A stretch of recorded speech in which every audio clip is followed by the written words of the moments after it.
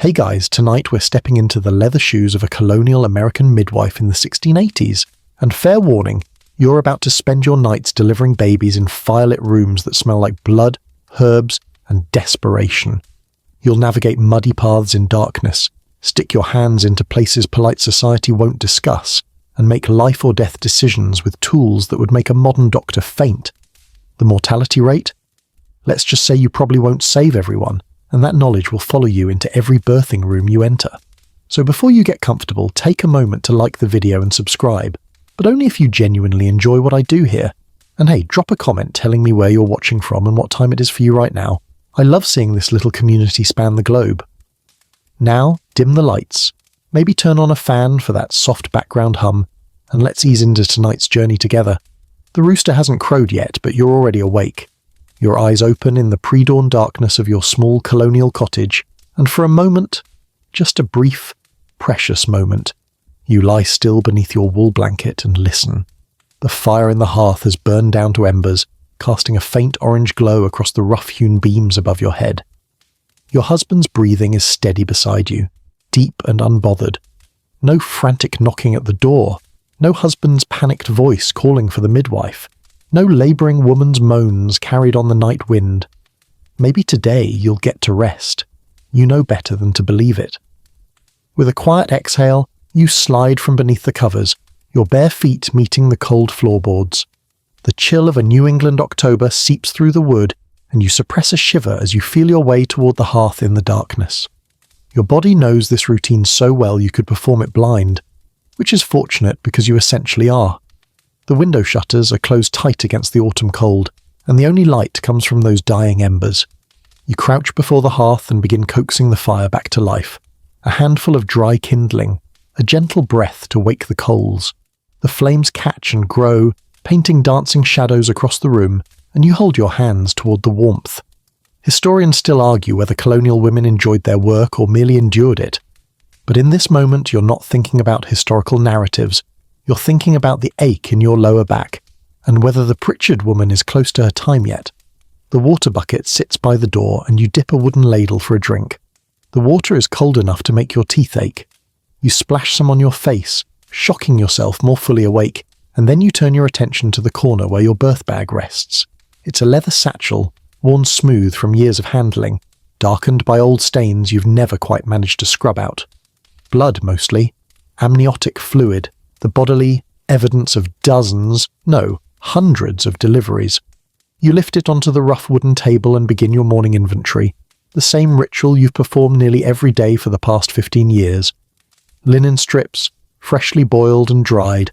Check. Your scissors, the good iron ones you inherited from the midwife who trained you. Check. A small leather pouch of ergot fungus, carefully harvested from infected rye and dried. This one's tricky. Too much, and you'll cause contractions so violent they'll tear the mother apart. Too little, and a hemorrhaging woman will bleed out in front of you. You've learned to measure it by feel, by intuition, by the desperate prayer that you've gotten the dose right. Check. Sheep gut thread for stitching tears. A horrifying concept to modern minds, perhaps, but it works, and it's what you have. Check. Your birthing stool, disassembled and wrapped in oilcloth, leans against the wall. You don't check it every morning, too bulky to unpack daily, but you know it's there, waiting. A small jar of rendered goose fat for lubricating your hands. Check. Clean cloths for wrapping the newborn. Check. A vial of lavender oil, which does absolutely nothing medically useful but smells better than the alternative scents of a birthing room. Check. Some midwives carry religious texts or holy water. You carry a small wooden cross your mother gave you, tucked into the bag's inner pocket. You're not sure if it helps, but it certainly doesn't hurt, and desperate mothers appreciate any gesture toward divine intervention. The inventory complete, you tie the bag closed and set it by the door. Your husband stirs in the bed behind you. Early watch again? His voice is thick with sleep. Just checking, you reply softly. Go back to sleep. He grunts and rolls over. He's a good man, your husband, a carpenter by trade, patient with your strange hours and sudden departures. He learned years ago not to complain when you vanish in the middle of the night, or when supper sits cold because you're elbow deep in someone else's domestic crisis. You move to the window and crack open one shutter, peering out at the settlement. The sky is just beginning to lighten at the edges, that deep blue-black before dawn. A few other cottages show signs of life. Smoke beginning to curl from chimneys, the faint glow of candles being lit. The Johnson's rooster starts his morning declaration, soon joined by others across the small cluster of homes that makes up your corner of the Massachusetts colony. This is your territory. These dozen families scattered across a few muddy miles. You know every woman of childbearing age, know their histories, know which ones have easy deliveries, and which ones you'll be fighting to save. The Pritchard woman, her 4th child due any day now, her last 2 births difficult. The young Whitmore girl, newly married, probably pregnant though she hasn't sought you out yet. The Williams woman, who lost her last baby and carries such fear in her eyes that you ache for her. You wonder which door will summon you first. The fire crackles behind you. Morning is coming, bringing with it all the uncertainty and urgency that defines your life. You're a midwife in colonial America in the year 1680-something, and somewhere out there a woman is probably already in labour, probably already sending her husband to fetch you, probably already wondering if she'll survive the day. You take another sip of cold water and wait for the knock. The knock doesn't come this morning, which gives you time to sit by the fire with a bowl of cornmeal porridge and think about how you ended up here.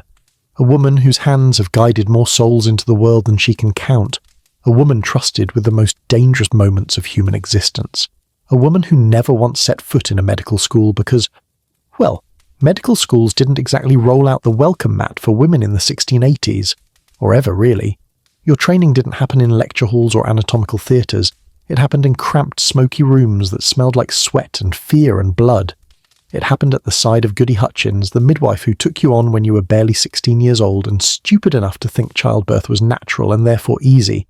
You learned otherwise pretty quickly. Goody Hutchins was 70 if she was a day, with hands gnarled by arthritis, and eyes sharp enough to spot a breech position just by watching a mother's belly move. She'd been catching babies since before you were born, and she had the kind of reputation that made her simultaneously revered and slightly feared throughout the colony. When Goody Hutchins said a woman would deliver safely, people believed her. When she shook her head and called for the minister, people prepared for grief. She didn't ask if you wanted to learn the trade. She told you. You were visiting your aunt, your mother's sister, heavily pregnant with her 6th child, when Goody Hutchins arrived to check on her. The old woman took one look at you and said, "You've got the hands for it. Small fingers, good reach. You'll start tomorrow." That was your entire job interview. The next day, you showed up at Goody Hutchins' cottage at dawn, expecting... Honestly, you weren't sure what to expect. Books, maybe? Diagrams? Some kind of formal instruction? Instead, she handed you a bucket and told you to scrub her birthing stool until it gleamed. Then you scrubbed her floor. Then you boiled linens for 3 hours while she watched and corrected your technique. "A dirty midwife is a death sentence," she said, stirring her pipe. "You'll kill more women with filth than with ignorance." This was decades before anyone had heard of germ theory, of course, but Goody Hutchins knew through sheer observation that cleanliness mattered. Historians still argue whether colonial midwives understood infection in any meaningful way, or just followed superstitious rituals that accidentally saved lives, but sitting in that cottage watching water boil, you didn't care about the why, you just learned to scrub. For weeks you didn't attend a single birth. Instead, you learned herbs. Which ones brought on contractions, which ones slowed bleeding, which ones were pure nonsense passed down through generations but still made mothers feel better and therefore had value. Goody Hutchins kept a garden behind her cottage that would have made a witch hunter nervous. All those mysterious plants with mysterious properties. Pennyroyal for delayed menses, raspberry leaf for strengthening the womb, shepherd's purse for hemorrhage control, and ergot, of course, always ergot, handled with respect bordering on terror. "This," Goody Hutchins said, holding up a blackened kernel of rye, "will save a woman's life or end it, depending on how clever you are. Most midwives aren't clever enough." She was a real confidence booster, Goody Hutchins. Your first birth came on a freezing February night. You remember the sound of someone pounding on Goody Hutchins' door, the panic in the husband's voice, the way the old woman took her time gathering her things while you vibrated with nervous energy. The walk to the labouring woman's home felt eternal. Your heart hammered against your ribs. Your hands shook. "Stop twitching," Goody Hutchins said. "The mother will see your fear and mirror it. You're calm waters, girl. Calm waters. You tried to be calm waters. You felt more like a shipwreck. The room was small and hot, packed with female relatives who'd come to support the mother. The labouring woman, you still remember her name was Prudence, was on her hands and knees on the bed, moaning through contractions. The air smelled like tallow candles and unwashed bodies and something else, something primal you couldn't quite name. "Watch," Goody Hutchins said simply. So you watched. You watched her examine Prudence with practised hands, assessing dilation and position. You watched her direct the female relatives with quiet authority. You, fetch more water. You, support her back. You in the corner, stop crying or leave. You watched her guide Prudence onto the birthing stool when the time came. You watched her hands catch the baby's head, ease out the shoulders, pull forth a squalling infant boy covered in vernix and blood, and you watched her hand that baby to Prudence with a satisfied nod, as if delivering a healthy child was the most ordinary thing in the world, which, for her, it was. "Now you try," she said at the next birth 3 days later. Your hands trembled as you reached toward a dilating cervix for the first time. The mother, a woman named Abigail, tensed. "Is she trained?" Abigail asked nervously. "She's learning," Goody Hutchins said, "and you're her training. Now hold still." You learned by doing, by touching, by making mistakes under Goody Hutchins' watchful eye and immediate correction. Too timid with your examination, she'd guide your hand deeper, firmer, too rough. A sharp rap on your knuckles. You learned to read contractions by placing your palm on a swollen belly and feeling the tightening. You learned to estimate a baby's position by the shape of the mother's abdomen, by where the kicks landed, by instinct you couldn't quite explain. "There's no book for this," Goody Hutchins told you one night, after a particularly difficult delivery that had lasted 18 hours. No man in some university can teach you what a woman's body will do when it's bringing forth life. You learn by being present, by paying attention, by remembering every birth so the next one doesn't surprise you. She was right, of course. The medical establishment, such as it was, had no interest in training women for this work.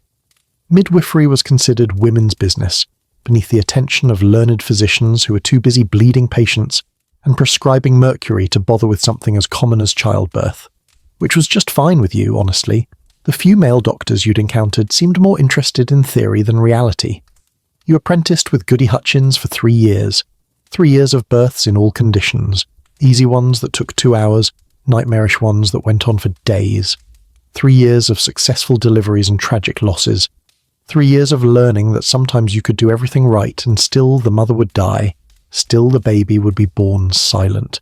3 years of understanding that your hands held power and responsibility in equal measure. When Goody Hutchins finally declared you ready, she didn't make a ceremony of it. She simply stopped attending births in your section of the settlement and sent word that you were taking over. Just like that, you were the midwife. The old woman died 2 winters later in her sleep, which felt both appropriate and unfair. You wished you could have attended her final moments the way she'd attended so many others. Your cottage sits at the edge of the settlement, close enough to be reached quickly, but far enough that the sounds of labouring women won't disturb the minister's sleep. It's not much. A single room downstairs with a sleeping loft above, rough timber frame construction with daub and wattle walls that let in drafts no matter how carefully you patch them. But this small space serves as your home, your workspace, your consultation room, your apothecary, and the place where anxious women come when they suspect they're carrying a child and need someone to confirm what their bodies are already telling them. The moment you step inside, the scent hits you. A complex blend of dried herbs, wood smoke, old blood that never quite washes out of floorboards, and whatever you've got simmering in the pot over the fire. Today it's a mutton stew, but often it's medicinal decoctions, raspberry leaf tea, ergot tinctures, or foul-smelling poultices you'd rather not think about while eating. Welcome to the glamorous world of colonial multitasking. The hearth dominates. One wall, and around it you've organised your domestic life. Your cooking pot hangs from an iron crane. Your few wooden bowls and pewter spoons sit on a shelf. A small kneading board leans against the stones. But even here, the boundaries blur between household and profession. That pot simmering over the fire might be supper, or it might be boiling linens for the next birth. Those bowls might serve porridge to your children, or hold the afterbirth you need to examine for completeness. Everything in your world serves double duty. The opposite wall belongs entirely to your midwifery practice. Bundles of herbs hang from the ceiling beams in various states of drying. Pennyroyal with its minty sharp scent, shepherd's purse with its tiny seed pods, mugwort that some women swear prevents miscarriage and others claim causes them. You've tied them with strips of old linen, labelled nothing because you know each plant by sight and smell, and arranged them so air circulates freely to prevent mould. Historians still argue whether colonial midwives truly understood medicinal properties or simply repeated folk traditions, but you know what works through observation and experience, which, frankly, is more than those university-trained physicians with their 4 humours nonsense can claim. Below the hanging herbs, a rough wooden shelf holds your collection of vessels, ceramic jars with wax-sealed lids containing your more precious substances, leather pouches of dried roots, a few glass bottles you treasure like gold because glass is expensive and fragile. Each container holds something specific. Ergot, of course, kept separate from everything else because mixing it up would be catastrophic. Ground raspberry leaf, dried tansy, slippery elm bark for soothing teas, a small amount of honey, which you use sparingly for wound treatment and occasionally for bribing frightened children to leave you alone while you work. The table, that sturdy, scarred, work-worn table, sits in the centre of the room and serves as your examination surface when women come calling. You've scrubbed it so many times the wood has gone smooth and pale. During meals, it's where your family eats. During consultations, it's where pregnant women sit while you palpate their bellies and ask uncomfortable questions about their monthly courses. Your birthing stool leans in the corner, partially disassembled for storage. It's a simple wooden chair with a horseshoe-shaped seat that allows you to kneel below and catch the baby as gravity does its work. Some midwives prefer having women deliver lying down, but Goody Hutchins taught you that upright positions work better, and you've seen no reason to doubt her wisdom. The stool is stained dark from years of use, and you've replaced the seat twice when the wood split from the strain. A small chest against the wall holds your linens, those precious clean cloths that you boil and dry and protect from everyday use. Birth linens, swaddling cloths, binding, strips for postpartum bellies. Your family knows not to touch them. Those cloths represent the difference between a clean birth and a deadly infection, even if nobody understands exactly why. The sleeping loft above is where your family retreats at night, but even there, the smell of herbs penetrates. Your children have grown up breathing pennyroyal and lavender in their sleep.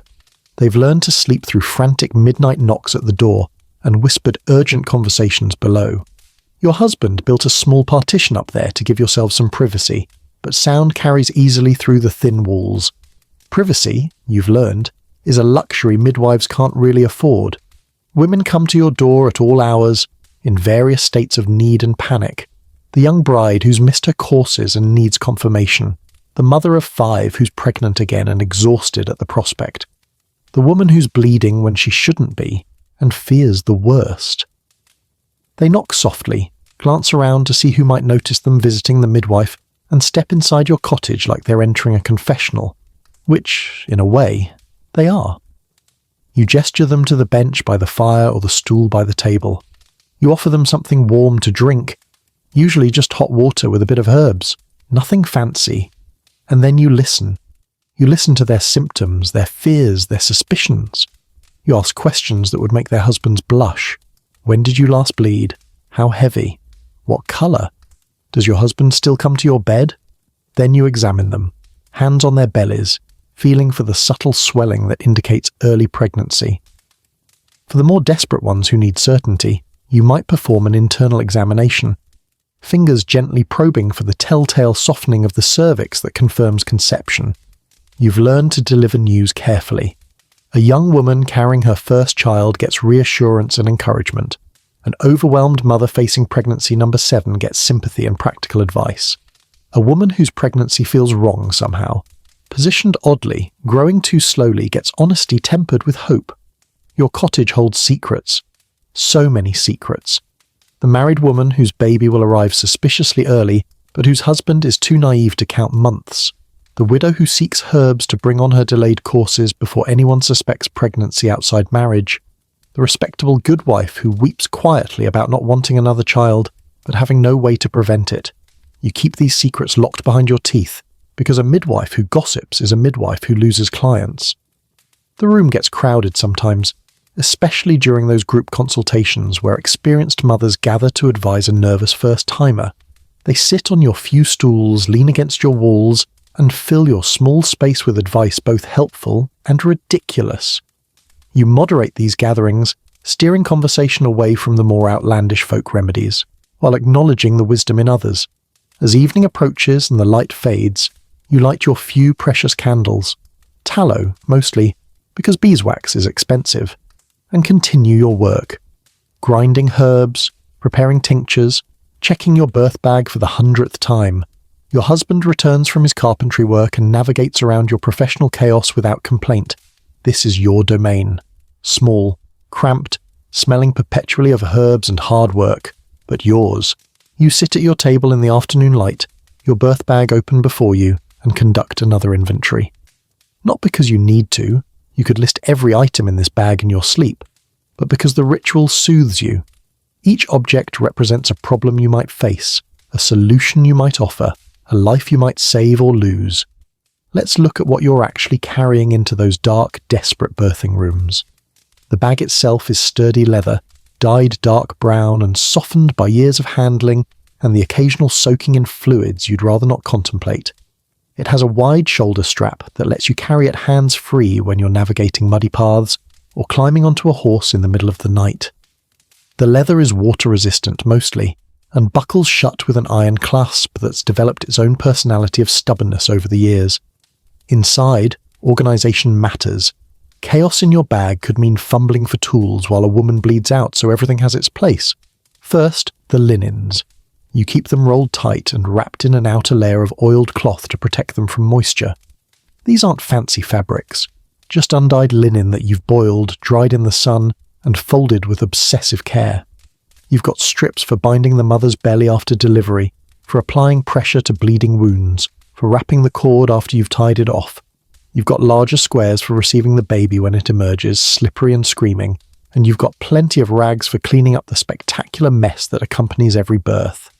Modern hospitals would go through mountains of disposable materials for a single delivery. You make do with what you can boil, clean and reuse. Next, your cutting tools. The scissors, good iron with brass handles kept wickedly sharp, are your most valuable instrument.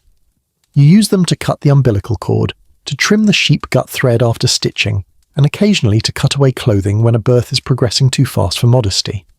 The blade edges catch the light as you lift them. Test them with your thumb. Still sharp. Good. You also carry a small knife, barely bigger than a penknife, with a curved blade. This one's for more delicate work. Lancing an abscess, cutting away problematic tissue, or performing that grim procedure you hope you'll never need to do, embryotomy, the dismemberment of a dead fetus that won't deliver naturally. It's a horror you've only performed twice, and both times you went home afterward and vomited in your garden until nothing remained but bile and trauma. The sheep gut thread sits in a small leather pouch, preserved in alcohol to keep it pliable. It's exactly what it sounds like. Processed intestines from sheep, cleaned and twisted into strong sutures. The thought of sewing human flesh with animal intestines would probably horrify a modern surgeon, but it works remarkably well. The thread is strong, flexible, and the body eventually absorbs it as the wound heals. You've stitched countless tears with this stuff. Perineal tears, cervical lacerations, the damage that happens when a baby decides to exit at speed without regard for maternal tissue. Historians still argue whether colonial midwives understood wound closure in any sophisticated way, but you don't need sophistication when you've got a bleeding woman and steady hands. Then there's the ergot, kept in its own sealed container away from everything else, because mixing it up with something harmless would be a fatal mistake.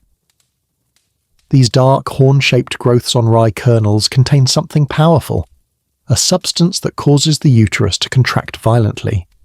Too little, and a hemorrhaging woman dies while you watch helplessly. Too much, and the contractions become so intense they can rupture the uterus or strangle the baby with a prolapsed cord. You measure ergot by feel and prayer, dissolving a pinch in wine or beer and making the mother drink it when her womb won't stop bleeding after delivery. It's terrifying and miraculous in equal measure. The contractions it causes squeeze down on torn blood vessels, stopping hemorrhage that would otherwise kill within minutes. You've saved lives with ergot, You've also watched it fail, watched women die despite your best efforts, and those failures haunt you more than the successes comfort you. Your lubricant, rendered goose fat in a small tin, serves multiple purposes. You smear it on your hands before internal examinations to reduce friction and trauma. You use it to ease out a baby whose shoulders are stuck. You've even used it to lubricate your instruments when you need to reach up into a womb to manually remove a retained placenta that refuses to deliver on its own. It's not sterile. Nothing you carry is truly sterile, because the concept doesn't exist yet. But it's clean, and it helps, and that's the best you can manage in 1680-something Massachusetts. The birthing hooks sit wrapped in cloth at the bottom of your bag, and you hate them with a passion reserved for necessary evils. They're curved iron instruments designed to grasp a baby's head or shoulders when manual extraction isn't working. Using them requires courage bordering on recklessness. You're essentially inserting metal hooks into a woman's body, finding purchase on fetal bones, and pulling. The risk of damaging the mother is enormous. The risk of crushing the baby's skull is guaranteed. You only use them when the alternative is certain death for both mother and child. Even then, you sometimes wonder if you're doing the right thing or just prolonging agony. Some midwives carry forceps, those newfangled instruments that male physicians are so proud of inventing. You don't. The forceps you've seen require more force than finesse, and you've heard too many stories of crushed infant skulls and maternal injuries. Your hands, you've decided, are better instruments than iron pincers. You've also got practical items. A length of strong, cord for tying off the umbilical, though you prefer sheep gut thread for this. A small jar of honey, which you apply to the cut cord stump because you've observed it, prevents infection better than leaving the wound bare. A vial of lavender oil that does nothing medical but makes the room smell less like a slaughterhouse. A wooden spoon for the mother to bite on during hard contractions, because screaming is exhausting, and something to clench between your teeth helps. At the very bottom, wrapped in soft leather, is a small set of tools you hope never to need. A crotchet, essentially a hook for perforating a dead baby's skull to allow drainage before extraction, and a long, thin blade for performing craniotomy. These instruments represent your worst nightmares made metal. You've used them 3 times in 15 years. Each time, you saved the mother's life at the cost of a baby who was already dead. Each time, you went home and wept. The knock comes 3 hours past midnight, and it's not gentle. Bam, bam, bam. The sound jolts you from sleep so violently you nearly roll off the bed. Your heart hammers against your ribs as you struggle to orient yourself in the darkness. Your husband groans beside you, muttering something about the devil's own timing, which, fair point, honestly. Midwife. Midwife. The voice outside is male, young, and absolutely panicking. My wife. The baby's coming. Please, you must come now. You're already moving, your body operating on instinct before your brain fully catches up. Your feet find the floor, your hands reach for the dress you left draped over the bed frame for exactly this scenario. In the dark, you pull the garment over your head, not bothering with stays or proper lacing because there's no time and nobody's going to judge your fashion choices at 3 a.m. Coming, you call out, your voice rough with sleep. Give me a moment. The banging continues anyway. Bam, bam. She's screaming, the man outside yells. There's blood. Oh God, there's so much. Stop pounding my door and light a lantern, you shout back, because panic is contagious, and you need him functional, not hysterical. I'll be out directly. The pounding stops. You hear him fumbling with flint and steel, muttering prayers under his breath. Your husband has given up on sleep and is lighting a candle from the banked embers of the fire. The small flame illuminates his resigned face. The Carter boy? He asks. Sounds like it, you reply, shoving your feet into your shoes. His wife's first baby. Due any day now. God have mercy on her, your husband says, which is both a prayer and an acknowledgement that first births are unpredictable beasts that might take an hour or might take 2 days. You grab your birth bag from its place by the door, always packed, always ready, and throw your heavy wool cloak over your shoulders. Your cap is somewhere in the darkness, but you'll have to do without it.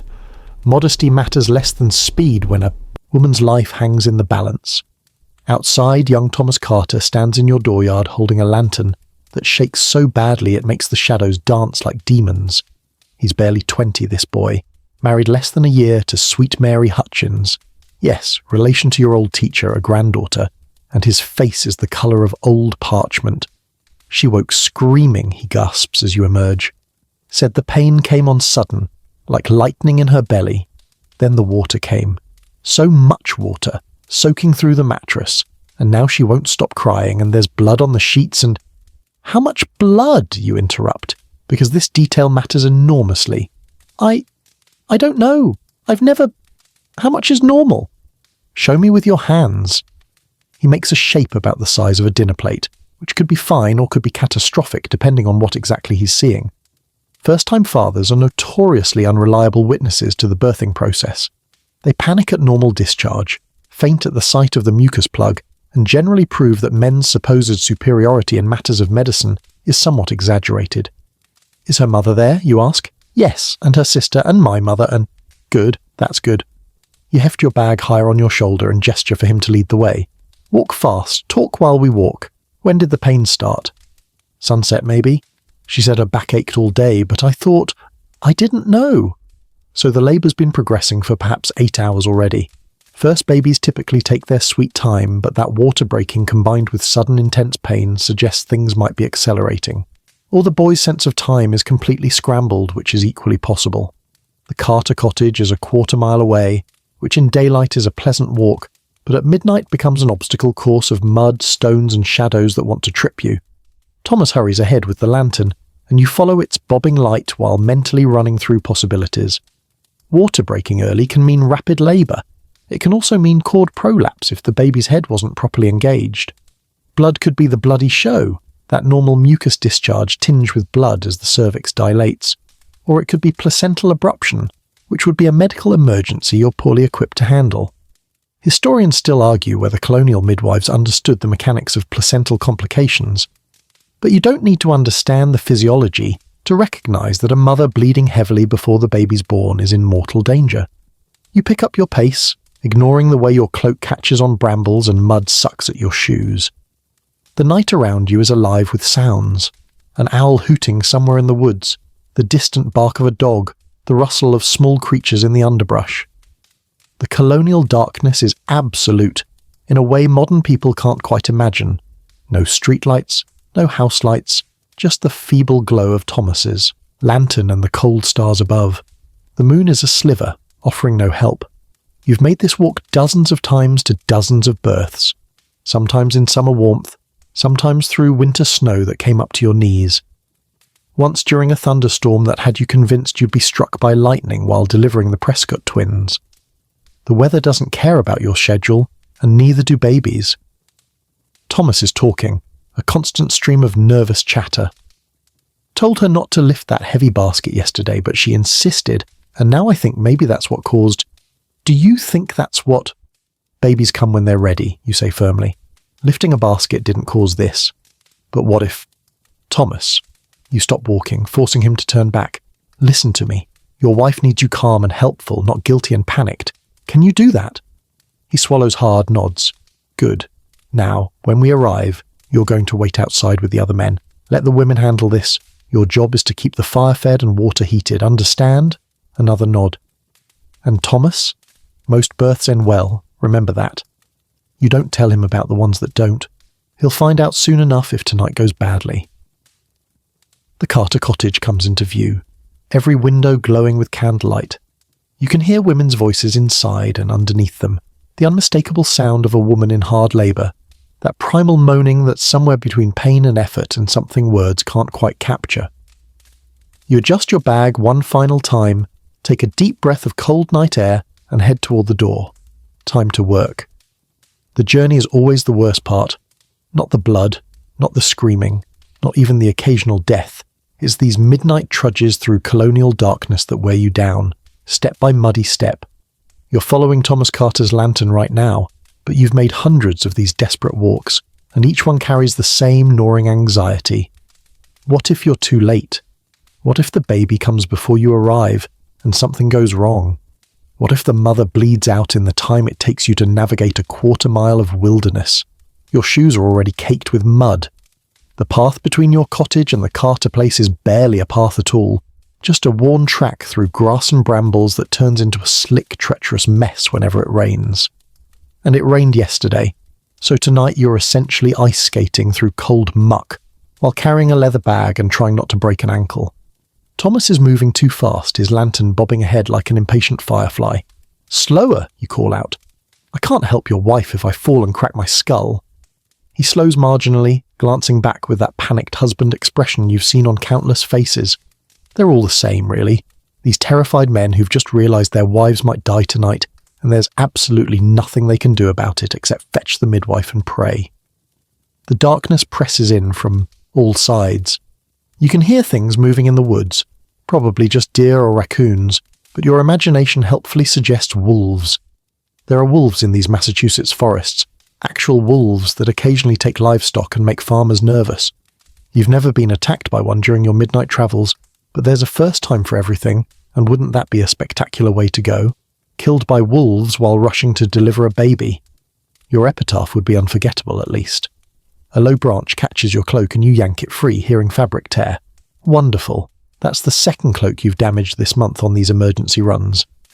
Maybe you should start wearing something less voluminous, except then you'd freeze to death during winter calls, so really there's no winning. Your birth bag bangs against your hip with each step, its familiar weight both comforting and heavy. You've carried this bag through summer heat that made you dizzy, through autumn rains that soaked through your cloak, through winter snow that came up past your knees. Once you travelled 3 miles through a blizzard to reach a woman in labour, arriving half frozen and useless until the family warmed you by their fire for 20 minutes. The baby waited, thankfully. They don't always. Sometimes you get to ride.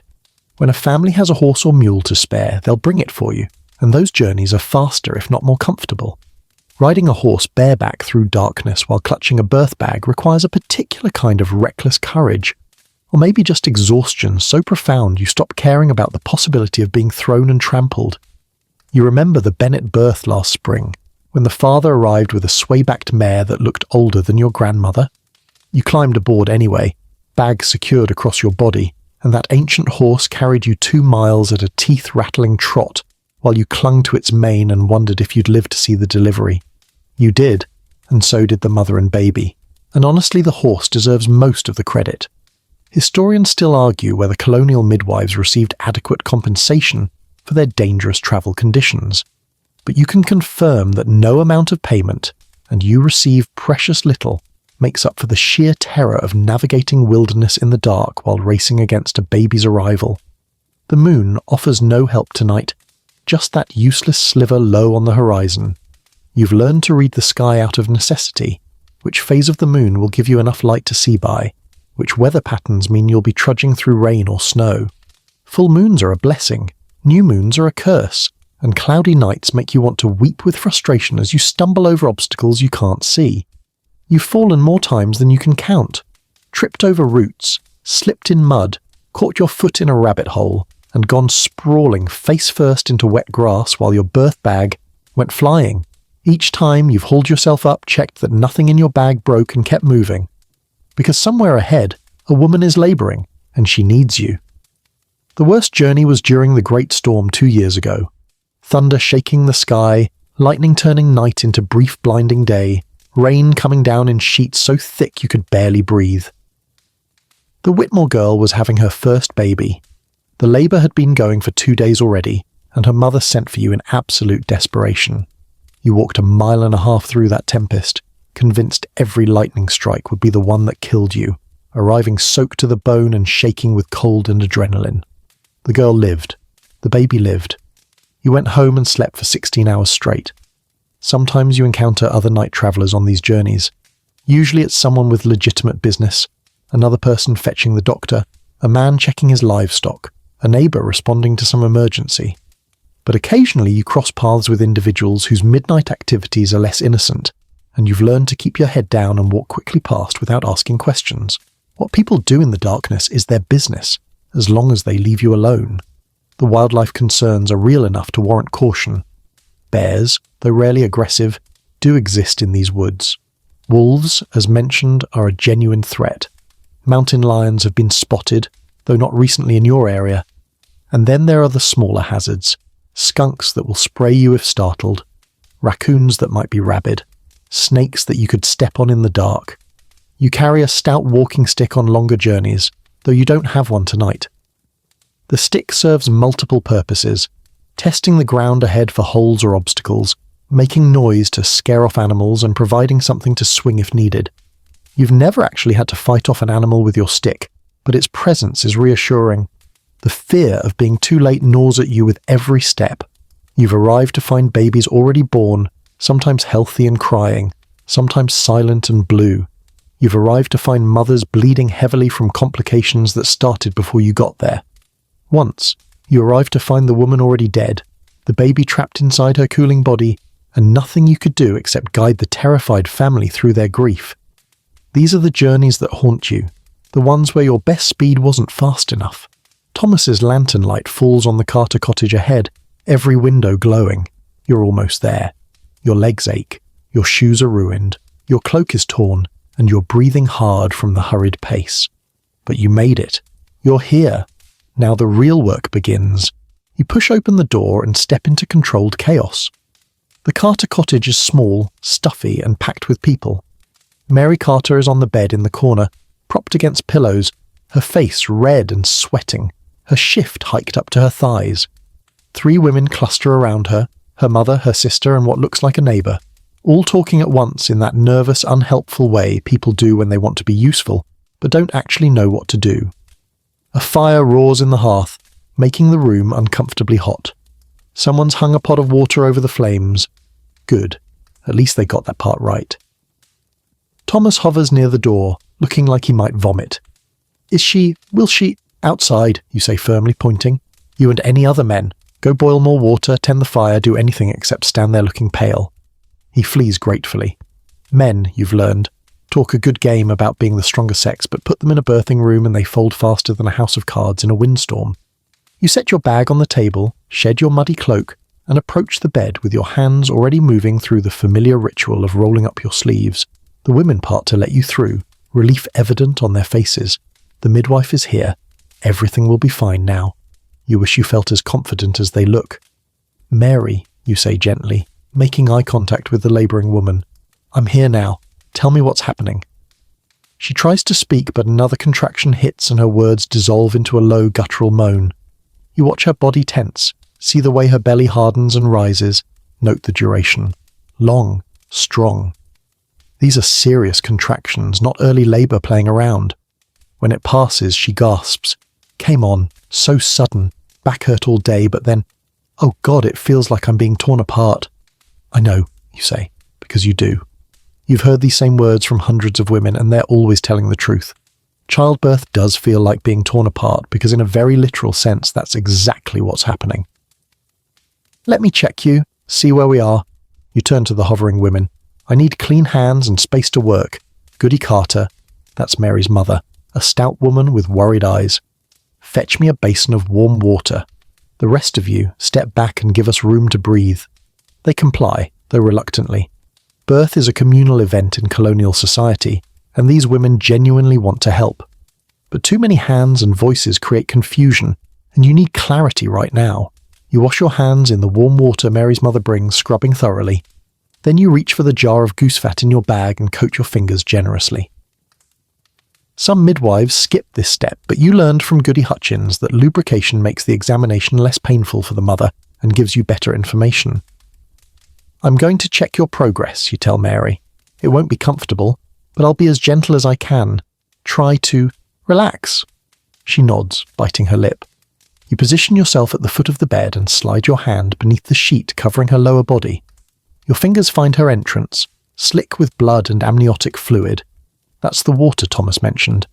And you gently, carefully, begin the internal examination that will tell you everything you need to know. This is the art and science of midwifery, right here.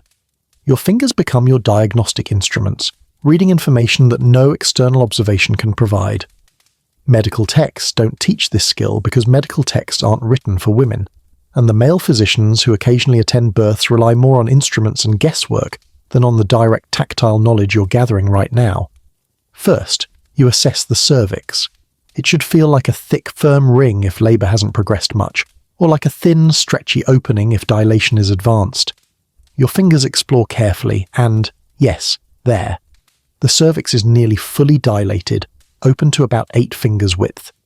Historians still argue whether colonial midwives understood cervical dilation in any systematic way, but you don't need medical terminology to know that when you can fit most of your hand through the opening, the baby's coming soon. Next, you feel for the baby's position. Your fingers trace upward, finding the presenting part, the first thing that will emerge. You're hoping for a head, specifically the crown of the skull. What you find makes you pause. It's definitely the head, which is good news, but the position feels slightly off. Instead of the baby facing toward Mary's spine, the ideal position, you think the little one might be facing forward, toward her belly. This position, sometimes called sunny side up by midwives, can make labour longer and more painful because the baby's head doesn't fit through the pelvis quite as efficiently. You probe a bit more, confirming your suspicion. Yes, you can feel the baby's face rather than the back of its skull. This explains why Mary's back hurts so badly. The baby's spine is pressing against hers. Not ideal, but not catastrophic.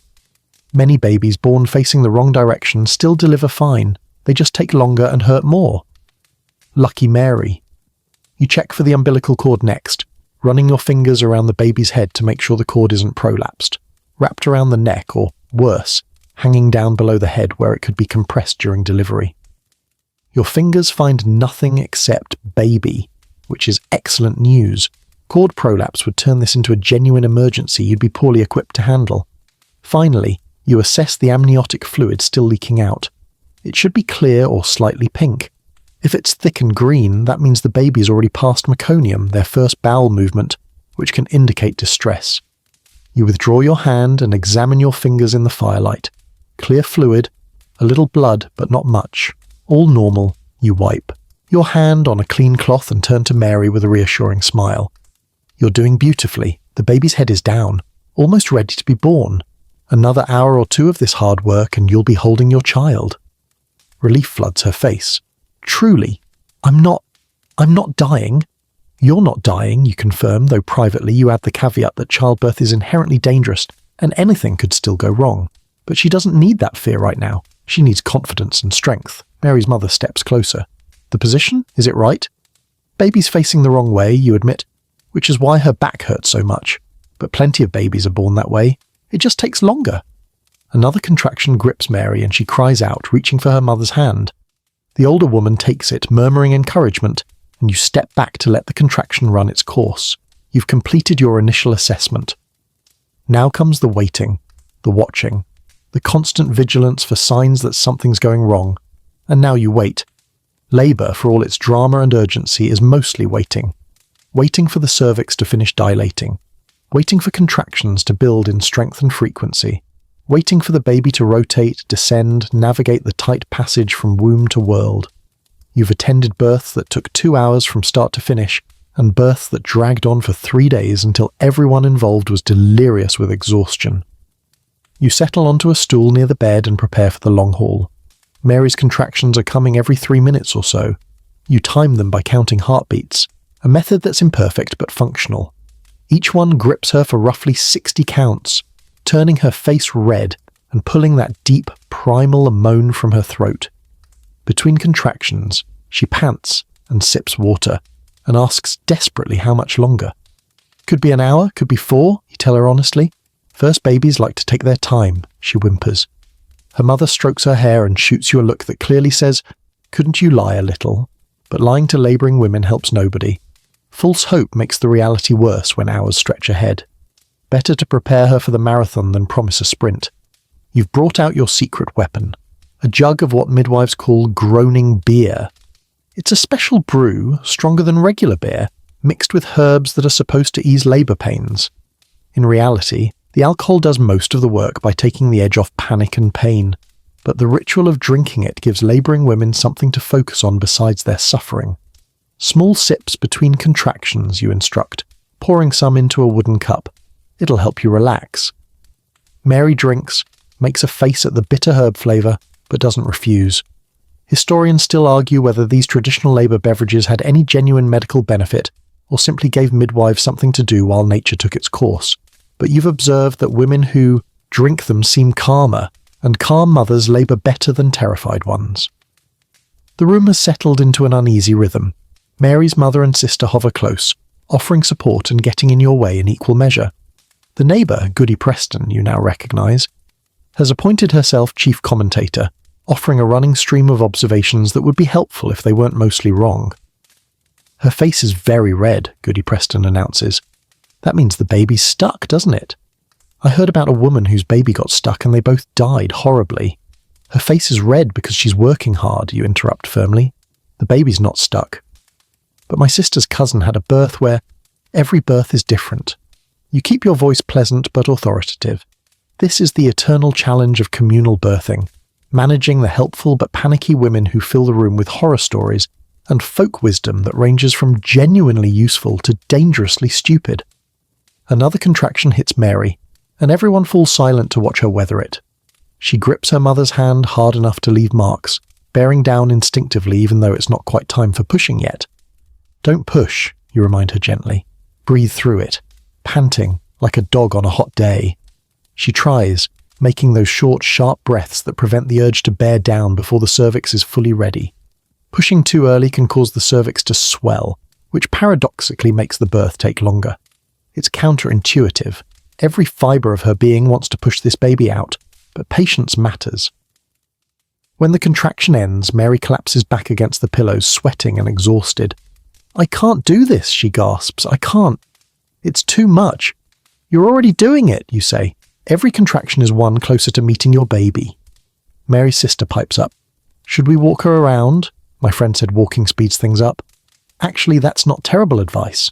Movement can help labour progress, especially when the baby's in an awkward position like this one. We can try, you agree. Mary, do you think you can stand? She nods weakly, and between contractions you help her to her feet. Her mother supports one side, her sister the other, and they begin a slow circuit of the small room. Mary waddles more than walks, one hand pressed to her aching back, pausing every few steps when another contraction demands her full attention.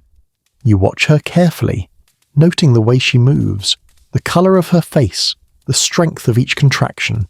Your hands stay ready to catch her if she faints.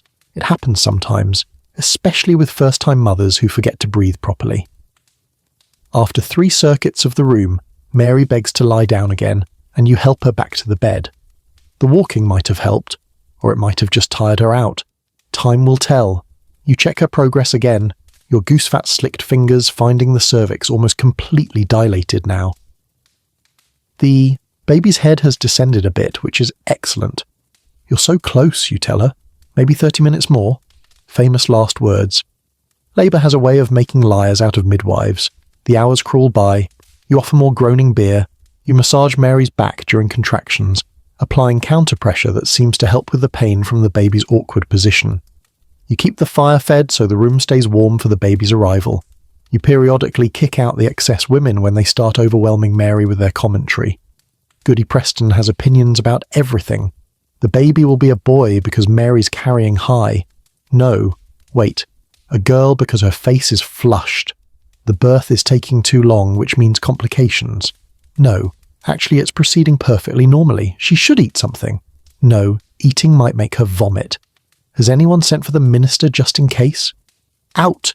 You finally snap at Goody Preston. Go help the men with the fire. We'll call you when the baby comes. She leaves in a huff, but the room immediately becomes more peaceful. Mary's mother gives you a grateful look. I was about to strangle her myself, you grin. We midwives are trained in the ancient art of politely telling gossips to shut up. It's our most valuable skill, really. Even Mary manages a weak laugh at that. The candles burn lower. Outside, the night remains dark. Hours yet until dawn. Your back aches from sitting, standing, kneeling. Whatever position lets you best monitor Mary's progress. This is the reality of midwifery that nobody talks about. The sheer physical endurance required to attend a long labour without rest. But you've done this hundreds of times. You can do it again. I need to push. Mary's voice cuts through the room with sudden urgency, and you're on your feet instantly. You've been waiting for these words, watching for the telltale signs that transition is complete and the baby's ready to make its entrance. Let me check first, you say, already reaching for the goose fat. Your examination confirms what her body is telling her. The cervix is gone, pulled back completely, and the baby's head is right there. pressing hard against the pelvic floor.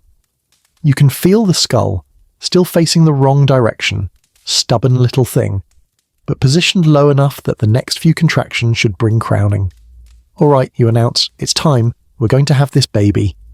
The energy in the room shifts immediately. Mary's mother stands straighter. Her sister rushes to add wood to the fire. You pull your birthing stool from where it's been waiting in the corner and position it near the bed, then help Mary onto it. The birthing stool is a simple contraption, a wooden seat with a horseshoe-shaped opening that allows the baby to descend while you kneel or sit below to catch. Some fancy midwives in Boston have elaborate birthing chairs with adjustable backs and armrests, but yours is basic, sturdy, and stained with the evidence of dozens of successful deliveries. Mary sits heavily, gripping the stool's arms, her shift pulled up to her waist. Modesty has long since fled the room. You position yourself on a low stool directly in front of her, eye level with where the baby will emerge, and spread a clean linen cloth beneath to catch the fluids. "Next contraction, I want you to push," you instruct. "Bear down like you're having the biggest bowel movement of your life." Yes, I know that's not a ladylike image, but it's accurate. Mary's mother makes a scandalized sound. You ignore her. This is not the time for delicate euphemisms. The next contraction builds, and Mary bears down with a guttural grunt that comes from somewhere deep in her core. You watch the perineum, that delicate tissue between vagina and anus, begin to bulge outward as the baby's head presses against it. "Good," you encourage, again with the next one. Between contractions, Mary pants and moans and declares she's dying. "You're not dying," you assure her. "You're doing exactly what women have done since Eve. Push when your body tells you to, rest between." The process repeats. Contraction, push, grunt, rest. Contraction, push, grunt, rest. Historians still argue whether coaching women to push forcefully is helpful, or whether it's better to let them follow their body's instincts. But you've found that first-time mothers often need permission to be loud and primal and undignified. After 4 contractions, you see it. A small patch of dark, wet hair visible at the opening. The baby's head is crowning. "I can see the head," you announce, and Mary's mother bursts into tears of relief. "Just a few more pushes, Mary. You're almost there." The firelight flickers across the scene, casting dancing shadows on the walls. The room smells like sweat and blood and burning wood, and that indefinable scent of birth. Earthy, primal, slightly metallic. Your hands are ready, positioned to support the perineum and guide the baby's head as it emerges. "Small pushes now," you instruct as more of the head becomes visible. "Pant if you can. Let the head come slowly. If it comes too fast, you'll tear badly." This is the delicate part. You need the baby out quickly enough that it doesn't get stuck, but slowly enough that Mary's tissues have time to stretch rather than rip. Your hands provide counter-pressure against the perineum, supporting it, trying to prevent the worst tears even though some tearing is almost inevitable with first babies. The head continues emerging. You can see the baby's face now, squished and purple and covered in vernix, that white waxy coating that protects the skin in the womb. The little one's eyes are squeezed shut, the nose flattened against Mary's body. "One more push for the head," you say. Mary bears down with everything she has, and the head slides free into your waiting hands. Immediately you check for the umbilical cord around the neck, a common complication that can strangle a baby. During delivery, your fingers probe carefully around the tiny throat, and there, you feel it. The cord is looped once around the neck, not tight yet, but it will be when the body comes through. "Hold on," you say quickly. "Don't push for a moment." You work fast, slipping your fingers under the cord and pulling it gently over the baby's head. It's slippery, pulsing with blood, and for a heart-stopping second you think it might be too tight to move. But then it slides free, and you can breathe again. "All right, next contraction. We get the shoulders," you announce. The shoulders are often trickier than the head. Wider, more angular, requiring the baby to rotate as it emerges. You support the baby's head gently, waiting for the natural rotation that should bring one shoulder forward. There. The head turns slightly to the side as the baby's body rotates inside. Perfect. "Push," you command. Mary pushes, and you guide the top shoulder under Mary's pubic bone. Then you gently angle the baby's body downward to release the bottom shoulder. And suddenly, gloriously, the entire baby slides out in a rush of fluid and blood, slippery and warm and very much alive. You catch the infant in your hands, supporting the head and body, and lift it clear of the birthing stool. The baby lets out an indignant wail that fills the room with the most beautiful sound in the world. "It's a girl," you announce, laughing with relief. "A perfect, healthy girl." Mary bursts into sobs, joy, exhaustion, relief all tangled together. Her mother is crying. Her sister is crying. Even you feel your eyes prickling with tears because no matter how many births you attend, the miracle of it never quite loses its power. The baby screams in your hands, her little face scrunched up and furious at this cold, bright world she's been thrust into. Her skin is mottled pink and purple, covered in blood and vernix and amniotic fluid. She's absolutely beautiful. You quickly assess her, breathing well, colour improving, all fingers and toes present. The cord is still attached, pulsing with blood as the placenta continues providing oxygen for a few more minutes. Some midwives cut it immediately, but you've learned that waiting until the pulsing stops seems to make babies healthier. "Someone bring me a warm cloth," you call out, and Mary's sister rushes to comply. You wrap the baby loosely in the cloth, keeping her warm while you wait for the cord to stop pulsing. Mary reaches down with shaking hands, and you place the infant on her chest, still connected by that vital lifeline. "Hello, little one," Mary whispers, touching her daughter's face with wonder. "Hello." But not every birth ends with a crying baby and a weeping, grateful mother. You're still kneeling in front of Mary Carter, watching her cradle her new daughter, and even in this moment of triumph, your mind can't help cataloguing all the things that could have gone wrong. The cord around the neck could have been too tight. The baby could have been positioned differently. Worse, Mary could have started hemorrhaging. The list of potential disasters is long, and you've lived through most of them. You've been a midwife for 15 years, and in that time you've lost count of how many births you've attended, but you remember every single one that went wrong. Those memories have a way of searing themselves into your consciousness. The stillborn babies, the mothers who bled out despite your best efforts, the impossible choices you've had to make with nothing but primitive tools and prayer. The worst are the breech births. When a baby presents buttocks first or feet first instead of head first, everything becomes exponentially more dangerous. The head is the largest part of the infant's body. It's supposed to come first, dilating the cervix and stretching the birth canal so the rest slides through more easily. When the body comes first, the head gets trapped, and you have minutes, literally minutes, before the baby suffocates. You've attended 7 breech births in your career. 3 of them ended well, with babies who survived and mothers who recovered. 4 did not. The Mitchell baby, 3 years ago, is the one that haunts you most. You arrived to find the mother already pushing, the baby's legs and body already born, but the head stuck fast. You tried everything, reaching up to flex the baby's chin, trying to create space for the head to deliver, working your fingers around to find any way to ease the infant free. The mother screamed. You worked frantically, and the baby died while you were elbow deep, trying desperately to save a life that was slipping away with each passing second. The mother survived, physically. Emotionally, she's never been the same. Neither have you, if you're being honest. Modern obstetricians will eventually develop techniques for managing breech births more effectively, and in desperate cases they'll perform caesarean sections to extract the baby surgically. You have none of these options. When you encounter a breech presentation, you have your hands, your knowledge, your courage, and an awareness that the odds just shifted dramatically against everyone involved. Historians still argue whether colonial midwives should have attempted breech deliveries at all, or simply sent for the rare physician with forceps. But in your experience, by the time you've confirmed a breech position, there's often no time to fetch anyone. You do what you can, or you watch the baby die. Those are your options. Then there are the hemorrhages. Postpartum hemorrhage, uncontrolled bleeding after delivery, is one of the leading killers of new mothers, and you've seen it more times than you care to remember.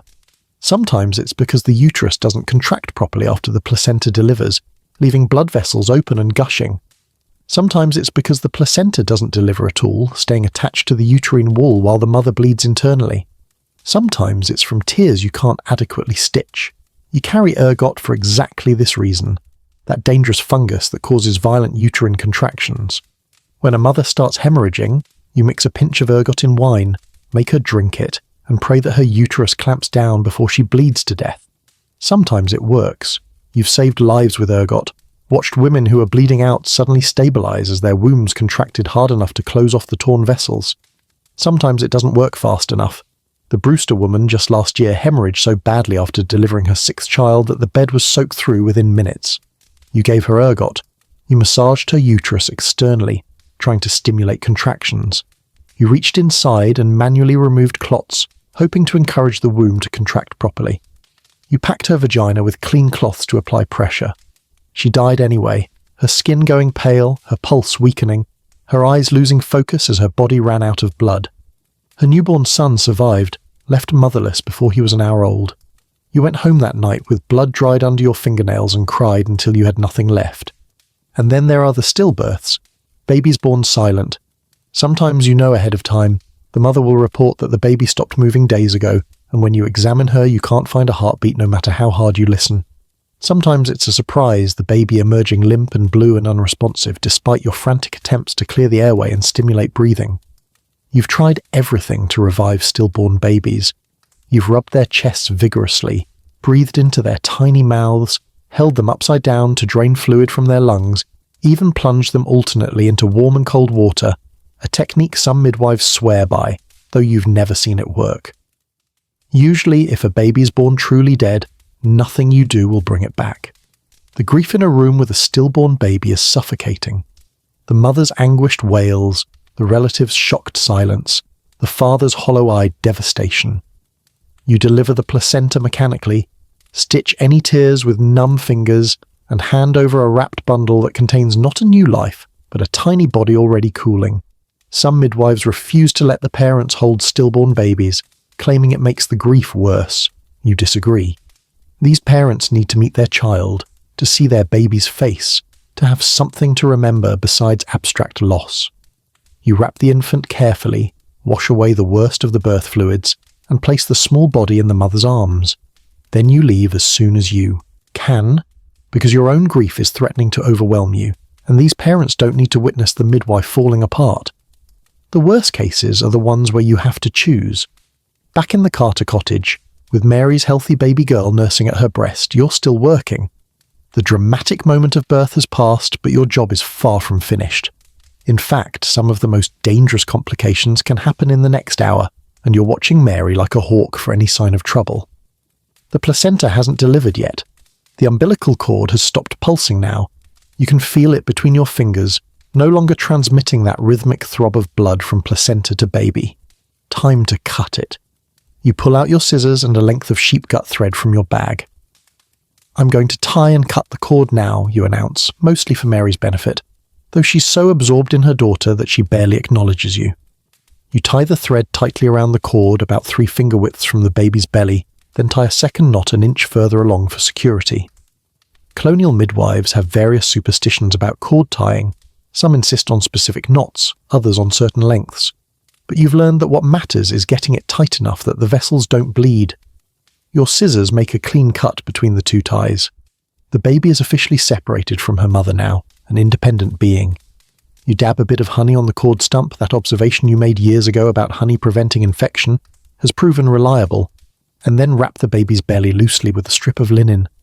"Perfect little girl," you murmur, checking her one more time. Pink colour, breathing well, already rooting hungrily at Mary's breast. This one's going to survive, you can feel it. Now for the placenta. "Mary, you're going to feel some more cramping," you warn. "Your body needs to deliver the afterbirth. When you feel the urge, give me a gentle push. Gentle, not hard like before." The placenta usually delivers within 20 minutes of the baby, though it can take up to an hour. Some midwives are impatient and yank on the cord to speed things along, but you've seen that go horribly wrong. The cord snapping, the placenta tearing into pieces, parts of it remaining inside where they'll cause infection and death. Patience is crucial here. You keep one hand lightly on Mary's belly, feeling for the uterus to contract. There, you can feel it hardening beneath your palm, shrinking down as it prepares to expel the placenta. Good. A uterus that contracts well is a uterus that won't hemorrhage. "Give me a small push," you instruct. Mary bears down gently, and you see the cord lengthen as the placenta detaches and begins descending. You support the cord with one hand, applying the gentlest traction, not pulling, just guiding, and suddenly the placenta slides out in a gush of blood and fluid. You catch it in a basin, this remarkable organ that's been keeping the baby alive for 9 months. It looks like a large liver-coloured pancake, roughly circular, with blood vessels branching across its surface like a tree's roots. The smell is earthy, metallic, distinctly organic. Is everything all right? Mary's mother asks nervously. Let me check, you say, spreading the placenta out in the basin. This is crucial. You need to verify that the entire placenta delivered intact, because even a small piece left inside can cause deadly infection. You examine it methodically, looking at the maternal side, the part that was attached to the uterus, checking that it's complete, that no ragged edges suggest missing pieces. You flip it over and check the fetal side, where the cord attached, making sure all the vessels are accounted for. The membranes, those translucent sacs that held the amniotic fluid, are still attached, trailing from the placenta's edge like torn silk. You check these too, making sure they came out whole. It's complete, you announce with relief. Everything's out. Mary's mother exhales audibly. Even she knows that a retained placenta is dangerous. You set the basin aside. Some families want to bury the placenta, others don't care, and return your attention to Mary. She's still bleeding, which is normal, but you need to check how much. You slide a fresh cloth beneath her and begin monitoring the flow. Meanwhile, you examine her for tears. I'm going to check if you need stitches, you tell her. This won't hurt, but it might be uncomfortable. You position yourself where you can see clearly in the firelight, gently spreading the tissues to assess the damage. Every birth causes some degree of tearing. The perineum is only so elastic and babies' heads are large. What you're looking for is how bad the tears are and whether they need repair. Mary has 2 tears. One small one near the opening that's barely bleeding, and one more significant second-degree tear that extends toward the anus. The larger one definitely needs stitching, or it won't heal properly, and will leave her with chronic pain and potential incontinence issues. You've got a tear that needs repair, you say matter-of-factly. I'm going to stitch it. It'll sting, but it needs to be done. Mary nods wearily, too exhausted to argue. You thread your needle with sheep gut suture, working by firelight, and begin the delicate work of stitching human flesh back together. Your needle pierces the torn tissue, pulling the edges together, creating the tiny knots that will hold until the body's natural healing takes over. Historians still argue whether colonial midwives had any understanding of proper wound closure technique, but you learned by doing, by observing what worked and what didn't. You stitch from the inside out, approximating the layers carefully, trying to restore the anatomy as best you can with no formal training and only gut suture to work with. Mary whimpers during the procedure, but she doesn't scream. Mother holds her hand and the baby, giving Mary something to focus on besides the sharp sting of needle and thread. With Mary stitched and the immediate danger of hemorrhage monitored, you turn your full attention to the baby. She's been nursing and crying and generally announcing her presence to the world, which are all excellent signs, but you still need to perform a thorough examination to determine whether this little one is likely to survive her first vulnerable days. Colonial infant mortality is brutally high. Historians still argue about the exact numbers, but somewhere between 1 in 5 and 1 in 3 babies don't make it to their first birthday. Some die within hours of birth from problems you can't see or fix. Others succumb to infections, accidents, or mysterious ailments that defy your understanding. Your job is to assess this particular infant's chances and prepare the parents for whatever comes. You wash your hands again, always washing, always trying to fight the invisible enemies you don't fully understand, and reach for the baby. Let me borrow her for a moment, you tell Mary, lifting the infant from her mother's arms. The baby protests this separation with a lusty wail. Good. Strong lungs mean strong chances. You carry her to the table where your examination can happen in better light, and Mary's sister follows with a candle. The baby lies on a clean linen cloth, naked now, her tiny body exposed for inspection. She's still covered in vernix, that white, waxy coating, and streaked with blood, but underneath you can see pink, healthy skin. You start at the head and work your way down, the way Goody Hutchins taught you 15 years ago, the skull first. You run your fingers gently over the baby's head, feeling the fontanelles, those soft spots where the skull bones haven't fused yet. There are 2, one at the front shaped like a diamond, one at the back shaped like a triangle. You press gently, checking that they're neither sunken, which could indicate dehydration, nor bulging, which could indicate pressure in the brain. Both feel normal, slightly depressed, but not alarmingly so. The baby's head is slightly cone-shaped from being squeezed through the birth canal, which is normal and will round out over the next few days. Some babies are born with dramatic moulding, skulls elongated into alien-like points, but this little one's compression is mild. You check the face next. 2 eyes, properly positioned, though they're squeezed shut against the bright firelight. You gently open one eyelid and confirm there's an eye underneath. It happens rarely, but you've seen babies born without proper eye formation. Both ears present and properly shaped. Nose intact with 2 nostrils. Mouth. You slide your clean finger inside, feeling the palate, making sure there's no cleft that would make nursing impossible. The tongue is there, moving vigorously as the baby tries to suck your finger. The roof of the mouth is complete. Good. You check the neck for any masses or abnormalities, then move to the chest.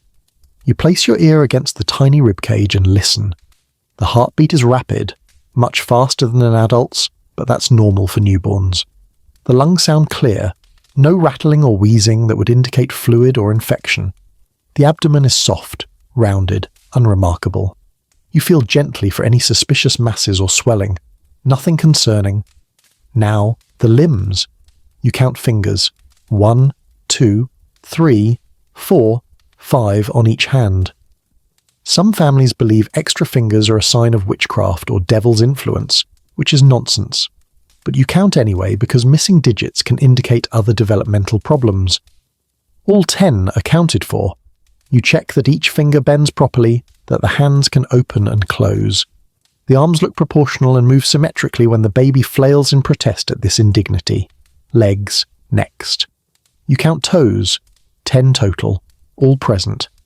You check the hips by gently rotating the thigh bones in their sockets, listening and feeling for any clicking or resistance that might indicate dislocation.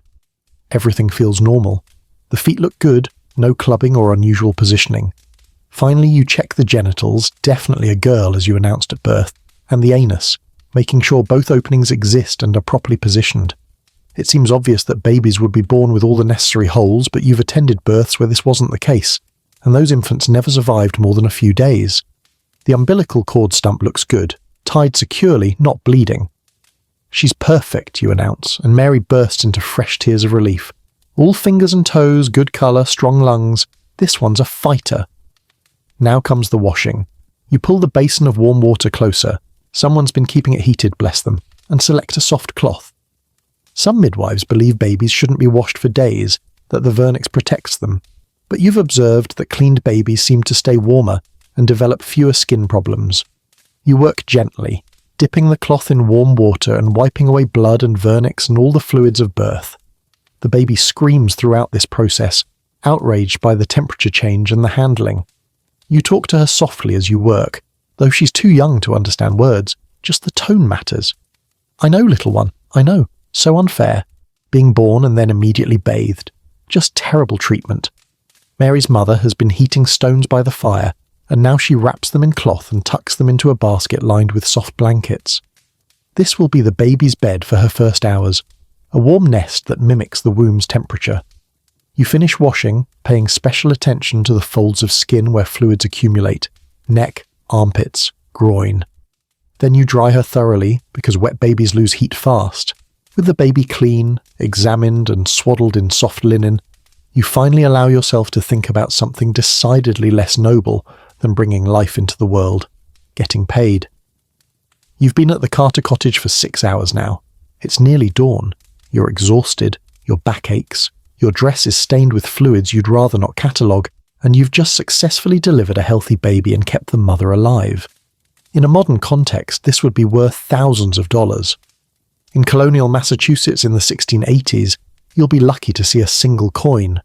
Not that you're bitter about it or anything.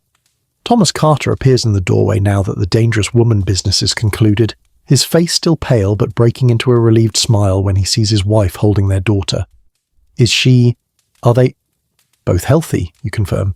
You have a daughter, Thomas. Strong lungs, all her parts in the right places. He crosses the room to peer at the baby with the awed, terrified expression of new fathers everywhere. Mary smiles up at him, exhausted but triumphant, and for a moment you feel a genuine warmth watching this young family begin their journey together. Then Thomas says, "We can't thank you enough. I've got 2 bushels of corn set aside for you, and my father said he'd give you a laying hen from his flock. Corn and a chicken? Your payment for 6 hours of skilled labour, years of training, and risking the midnight walk through wolf-infested darkness is grain and poultry. You smile graciously. That's very generous, Thomas, thank you. And you mean it, sort of, because this is how midwifery works in colonial America. Actual currency is rare. Most families operate on a barter economy, trading goods and services because coins are scarce and precious. You knew this when you entered the profession. You accept it because you have no choice. But let's be honest, the economic reality of being a midwife is pretty grim. In a good year, you might deliver 20 babies. Some families pay relatively well. A pig, a barrel of salted fish, a bolt of cloth, maybe even a few shillings if they're prosperous. Others pay poorly or not at all, offering whatever they can scrape together. A basket of apples, a few pounds of butter, the promise of help with your harvest next autumn. You keep a mental ledger of who owes you what, though owe is perhaps too strong a word. The widow Jenkins promised you a day's worth of her daughter's labour in exchange for delivering her grandson. That was 4 months ago, and you're still waiting. The Pritchard family gave you a smoked ham after their difficult delivery last year, which was excellent payment until you realised the meat was half spoiled. Historians still argue whether colonial midwives were adequately compensated for their work or systematically undervalued because they were women performing natural female labour. But you can confirm from personal experience that the compensation is terrible, and there's not much you can do about it. The wealthier families, merchants, successful farmers, the rare professional man, occasionally pay in actual money. Last spring you delivered the minister's wife of twins, a harrowing experience that took 14 hours and nearly killed everyone involved. The minister paid you 3 shillings, which felt generous until you calculated that it worked out to less than a penny per hour of backbreaking labour. Still, those 3 shillings bought you a new pair of scissors when your old ones finally snapped, so you're not complaining too loudly. The poorest families can't pay at all, and you deliver their babies anyway. What else are you going to do? Let a woman die in childbirth because her husband's a landless labourer who can barely feed his existing children? The whole community knows you'll attend births regardless of ability to pay, which is both a source of pride and a recipe for poverty. Some midwives refuse to work without guaranteed payment. You've heard of urban midwives who demand payment up front, who turn away families that can't produce coin or valuable goods. That might work in Boston or New York, where competition exists and women have choices. In your small settlement, you're the only trained midwife for miles. Refusing to attend a birth would effectively sentence that mother to deliver alone, or with only panicked relatives to help. So you attend every birth you're called to, and you accept whatever payment is offered, or not offered, and you make it work. The barter system creates interesting complications. That pig the Johnson family gave you last year? You couldn't keep a pig, obviously. You don't have the space or resources to maintain livestock. So you traded the pig to your neighbour for 4 bushels of wheat, then traded 2 bushels of the wheat to the miller for flour, and kept the other 2 bushels for seed. The laying hen the Carters are giving you will probably follow a similar chain. You'll trade it to someone who can actually maintain chickens, and eventually it'll transform into something more useful to you. It's an exhausting economic system that requires constant negotiation and record-keeping. You have to remember who owes you what, who you owe, what's fair exchange for what. A day's labour is worth roughly 2 bushels of corn, unless it's skilled labour, which might be worth 3. A laying hen is worth about 1 bushel. A pig is worth maybe 10 bushels, depending on size and health. A bolt of decent cloth might be worth 8 bushels, though prices fluctuate. Your husband helps with the accounting. He's better with numbers than you are. But even he gets confused sometimes about whether the Williams family's promised barrel of salted cod has been delivered or is still forthcoming. The one bright spot in this economic chaos is that providing medical care creates social capital that's almost as valuable as actual capital. People owe you favours. The Prescott family, whose twins you delivered. Their teenage son helps with your harvest every autumn without being asked. The mother whose life you saved from hemorrhage last year. She brings you eggs regularly, insisting it's not payment but gratitude. You're packing your birth bag to leave the Carter cottage when you hear horses outside. It's full dawn now, the sun just breaking over the horizon, and you're looking forward to stumbling home and collapsing into bed for a few hours before someone else inevitably needs you. but the sound of multiple horses approaching makes you pause. Out here, horses usually mean important visitors, magistrates, ministers, or... Oh no! The door opens without a knock, and Dr. Edmund Carr strides in like he owns the place. His black coat immaculate, his leather physician's bag polished to a shine, and his expression radiating the particular smugness of a man who's convinced he's vastly superior to everyone around him, despite overwhelming evidence to the contrary. Behind him stands Constable Morris, looking uncomfortable. "Goodwife," Dr. Carr says, addressing you with exaggerated formality. "I trust the delivery went well. No complications requiring actual medical expertise?" You grit your teeth and force a smile. "Mother and baby are both healthy, thank you for your concern." "Healthy now, perhaps." He crosses to the bed where Mary lies with her baby, not bothering to ask permission before examining them with his eyes. But who can say what damage may have been done by unskilled hands? This is not the first time you've dealt with Dr. Edmund Carr, and it won't be the last. He's one of perhaps 3 trained physicians serving the settlements in your area, and he resents midwives with a passion that borders on obsession.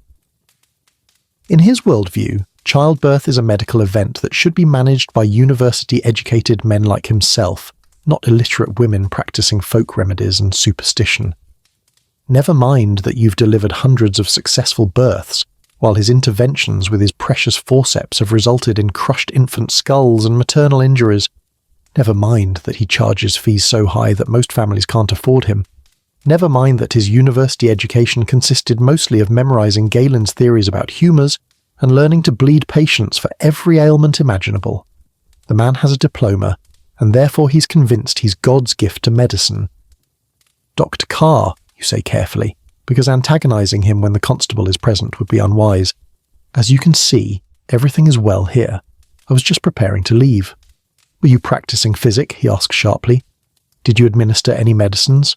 Perform any procedures beyond the natural assistance of labour?" Here we go again. The legal situation of midwives in colonial Massachusetts is complicated. You're allowed to attend births.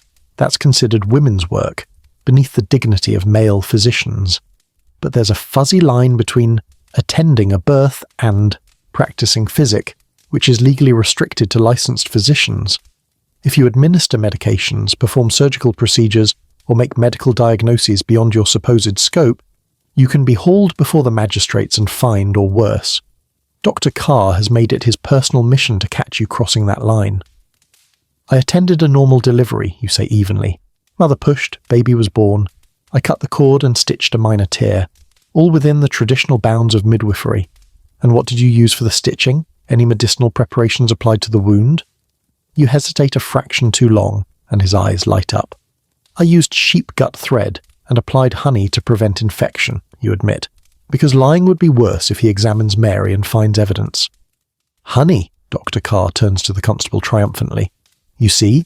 She's applying medicinal substances, making treatment decisions. This is practicing physic without a license." Constable Morris shifts uncomfortably. "Dr. Carr, honey's not exactly... my wife uses honey on cuts all the time." "That's different. This woman is charging for medical services, positioning herself as an authority on treatment." "I'm not charging anything," you interrupt. "The family's giving me corn and a chicken out of gratitude, not payment for medical services." This is a semantic game you've played before. As long as you frame your compensation as gifts rather than fees, you're theoretically safe from accusations of practicing medicine. It's a thin legal fiction, but it's held up the 2 previous times Dr. Carr tried to drag you before the magistrates. Historians still argue whether the persecution of midwives by male physicians was driven by genuine concern for public safety, or by professional jealousy and misogyny. But from where you're standing, it looks an awful lot like the latter. Dr. Carr's real problem isn't that you're dangerous, your success rate far exceeds his, but that you're competition. Every family that calls for you instead of him is a family that doesn't pay his exorbitant fees. Every successful delivery you perform is evidence that expensive, university-trained physicians aren't necessary for normal births, and he hates it. "This isn't over," Dr. Carr says, his voice tight with frustration. "I'll be watching you, Goodwife. One misstep, one instance of clear medical practice beyond your station, and I'll see you fined and forbidden from attending any more births." "I look forward to it," you say sweetly. "Perhaps you could attend the next difficult breech birth yourself." I'm sure your forceps would be very helpful." His face goes red. The last time he attempted a breech delivery with his forceps, the baby died and the mother nearly did. Everyone in the settlement knows it. After Dr. Carr finally leaves, still muttering threats about proper medical practice, you finish packing your bag and accept a small cloth bundle from Mary's mother. Inside are the dried remnants of the baby's caul, that thin membrane that sometimes covers an infant's face at birth. "For good luck," Mary's mother whispers, pressing it into your hands. "Keep it safe. It'll protect you from drowning." You nod and tuck it into your bag, even though this baby wasn't born with a caul. But Mary's mother desperately wants to believe she's giving you something valuable, some protection for all the dangerous midnight journeys you make. And who are you to refuse that kindness? Besides, you've got a whole collection of cauls at home, dried and preserved, gifted by grateful families over the years. You don't actually believe they prevent drowning. That's pure folklore, the kind of superstition that Dr. Carr would mock as proof of your ignorance. But you keep them anyway, not for their magical properties, but because they represent successful births, healthy babies, families whose gratitude took the form of offering you protective charms. Your practice exists in a strange space between religion, folk magic, and whatever counts as medical science in 1680s Massachusetts. You pray to the Christian God while performing rituals your grandmother taught you. You recite psalms while applying remedies that smell suspiciously like witchcraft. You invoke the Virgin Mary's protection while doing things that would make the minister extremely uncomfortable if he knew the details. And you're careful, so careful, about which parts of your practice you discuss openly and which you keep private. The acceptable parts are easy. Prayer, completely fine. You pray constantly during difficult births, calling on God to guide your hands and spare the mother and child. You encourage labouring women to pray, to find comfort in Scripture, to trust that the Lord will see them safely through.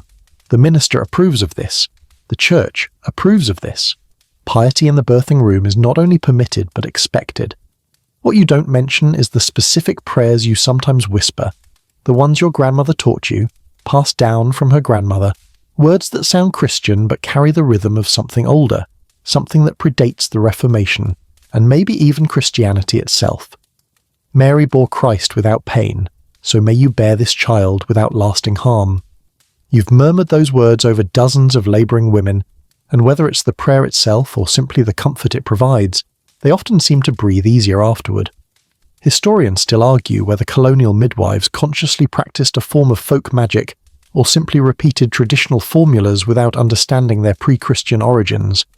But honestly, you don't care about the theological implications. If whispering certain words helps a frightened mother feel protected, you'll whisper them. Then there are the physical objects, the charms and talismans that exist in that grey area between useful tool and magical thinking, eagle stones for instance. These are hollow stones that rattle when you shake them, supposedly because they contain smaller stones inside. They're rare and valuable, and the folklore says that wearing an eagle stone during pregnancy prevents miscarriage, while removing it during labour speeds delivery. You own one, a patient's family gave it to you years ago, and you lend it to pregnant women who seem particularly anxious. Does it actually prevent miscarriage? Almost certainly not. Does it provide comfort to worried mothers? Absolutely! Uncomfortable mothers have easier labours than terrified ones, so in a roundabout way, maybe the eagle stone does help. You also carry certain herbs that blur the line between medicine and magic. Mugwort, which you brew into tea for women with delayed menses, has been used for centuries for female complaints. Whether it actually brings on menstruation through some chemical property, or simply gives women something to focus on while their bodies do what they were going to do anyway, you can't say. But women swear by it, so you keep it in your collection. Your grandmother taught you to harvest mugwort under a full moon, speaking certain words as you cut the stems. You still do this, even though the rational part of your brain suspects the moon phase doesn't matter. Why take chances? There are remedies you use that definitely veer into territory that would make church authorities nervous. The practice of measuring a pregnant woman's belly with a red thread, then burning the thread and mixing the ashes into wine for her to drink during labour, that's pure folk magic. No medical benefit whatsoever. But if a mother believes it will ease her pain, the placebo effect alone might help. You're selective about which folk practices you employ. Some are harmless superstition that provides comfort. Others are actively dangerous nonsense that you refuse to touch. For instance, some old women in the settlement believe that placing an axe under the birthing bed will cut the labour pains. You've watched this tried multiple times, and shockingly, the presence of a blade under the mattress does absolutely nothing to speed delivery or reduce pain. So you gently discourage this practice while not openly mocking it, because alienating the community's elder women would be professional suicide. Similarly, there's a persistent belief that a woman in labour should keep her hair unbound and all doors and windows in the house unlocked to ensure an open delivery. This is harmless enough. You neither encourage nor discourage it, though you do insist windows stay closed in winter because freezing the mother to death seems counterproductive. By the time you finally trudge home from the Carter cottage, corn and chicken in tow, the sun is fully up and the settlement is stirring. People nod respectfully as you pass. Goodwife Preston, yes, the same one you kicked out of the birthing room, actually steps aside on the path to let you through, her eyes carrying a mix of deference and something that might be fear. This is your reality as a midwife. You occupy a social position unlike any other woman in colonial Massachusetts. You're not wealthy, not highborn, not married to anyone important. Yet you wield a kind of power that makes even prominent men nervous and gives you access to secrets that could destroy reputations, end marriages, and reshape the social order of your entire community. You know things, intimate, dangerous, explosive things. You know which premature babies were actually conceived before their parents' wedding, and which marriages are covering up inconvenient timing. You've delivered enough 8-pound premature infants to recognize when a bride's belly was already swelling beneath her wedding gown. The community pretends these babies are simply early arrivals, miraculous medical anomalies, and you smile and nod and keep your mouth shut. Because that's the unspoken bargain. You witness everything, and you say nothing. You know which husbands can't father children, even though their wives somehow still get pregnant. You've attended births where the infant emerged with features that bore absolutely no resemblance to the supposed father, different colouring, different bone structure, different everything, and you've watched those husbands accept their sons and daughters with varying degrees of awareness or denial. The widow Richardson's baby, born 7 months after her husband's death, with red hair that matched no one in the Richardson family, but bore a striking resemblance to the travelling merchant who'd spent 3 weeks in the settlement 10 months prior. You delivered that child, wrapped it, handed it over, and never spoke a word about the timing or the hair colour. You know which women have borne children they didn't keep.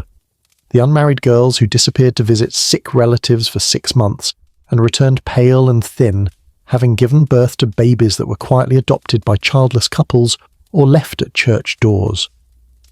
You've attended those secret deliveries in distant cottages, births that officially never happened, infants who entered the world without records or acknowledgement. The gentry's daughter who spent last winter in Boston. She wasn't studying embroidery. You helped deliver her baby in a farmhouse 5 miles from here, and the infant went to a farming family desperate for children. Everyone pretends that trip to Boston was exactly what it appeared to be.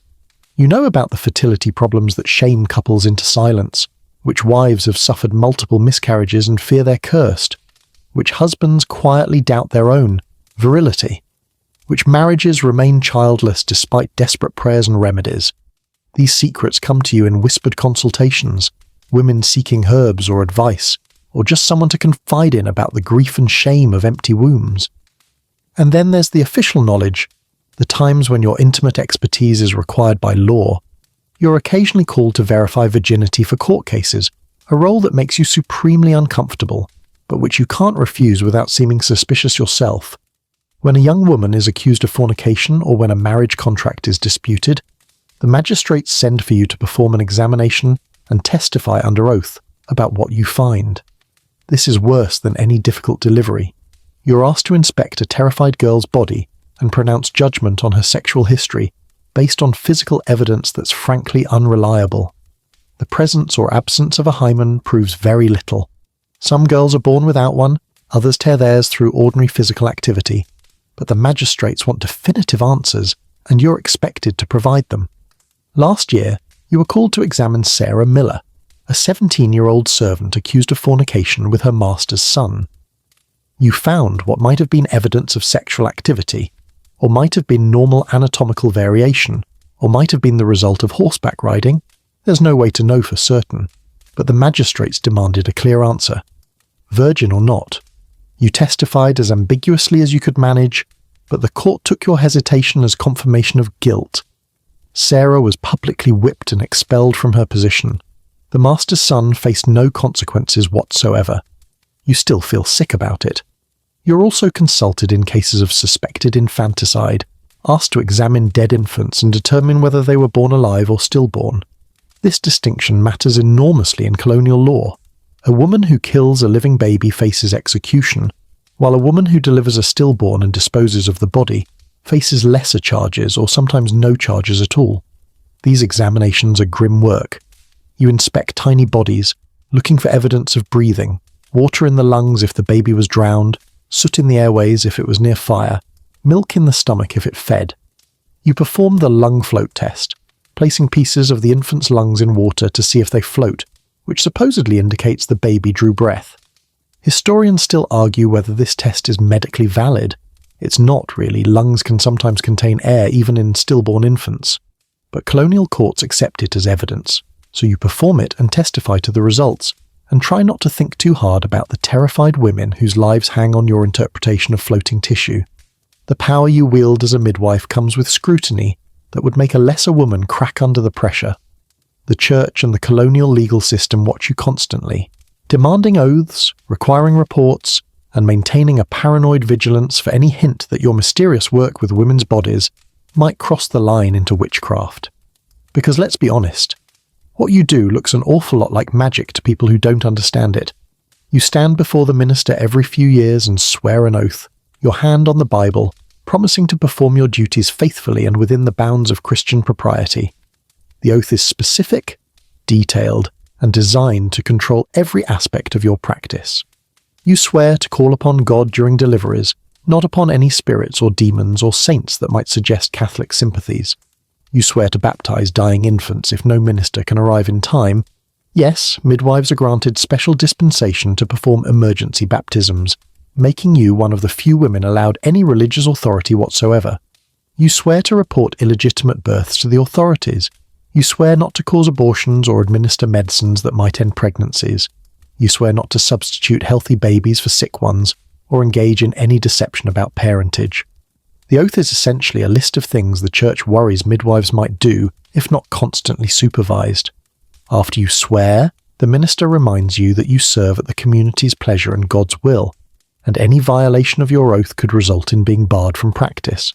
He doesn't mention witchcraft accusations explicitly, but the threat hangs in the air like smoke. The reporting requirements are particularly onerous. When you deliver a baby to an unmarried woman, you're legally obligated to report it to the magistrates. Not immediately, you're not expected to abandon the mother and run to the courthouse while she's still bleeding, but within a few days, the woman will be questioned, pressured to name the father, and likely punished with fines or public humiliation.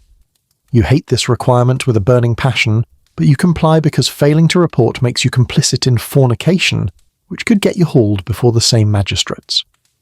Last month, you delivered a baby to Rachel Cooper, an unmarried woman of 23 whose sailor fiancé died at sea before they could marry. The baby was clearly legitimate in intent if not in law. Everyone knew they'd been engaged, everyone knew the marriage was planned, but the letter of the law cares nothing for such nuances. You reported the birth as required. Rachel was fined 10 shillings she didn't have, and subjected to a public lecture from the minister about the dangers of fornication. The dead sailor conveniently faced no consequences. The system is designed to control women's sexuality and reproductive capacity, and you're forced to be its instrument. You deliver the babies, then report the mothers for punishment. It makes you feel like a traitor to your own sex. Some midwives refuse to report, claiming they forgot or were too busy with other emergencies. This is dangerous. The magistrates aren't stupid, and a midwife who consistently fails to report illegitimate births will eventually face consequences ranging from fines to loss of practice privileges. You've developed a compromise. You report the births as legally required, but you report them late, giving the mother time to prepare or flee if necessary. And you testify as sympathetically as possible when called to court, emphasizing the mother's youth or circumstances or the father's promises. It doesn't always help, but it's better than enthusiastically cooperating with a system designed to punish women for the actions of men. Then there's the witchcraft problem. Midwives occupy particularly dangerous ground when it comes to witchcraft accusations. You work with women's bodies, with mysterious processes involving blood and pain and life and death. You use herbs and potions and mysterious knowledge. You whisper words over labouring women. You sometimes predict whether babies will live or die, and you're often right. To the superstitious or paranoid, this all looks suspiciously like sorcery.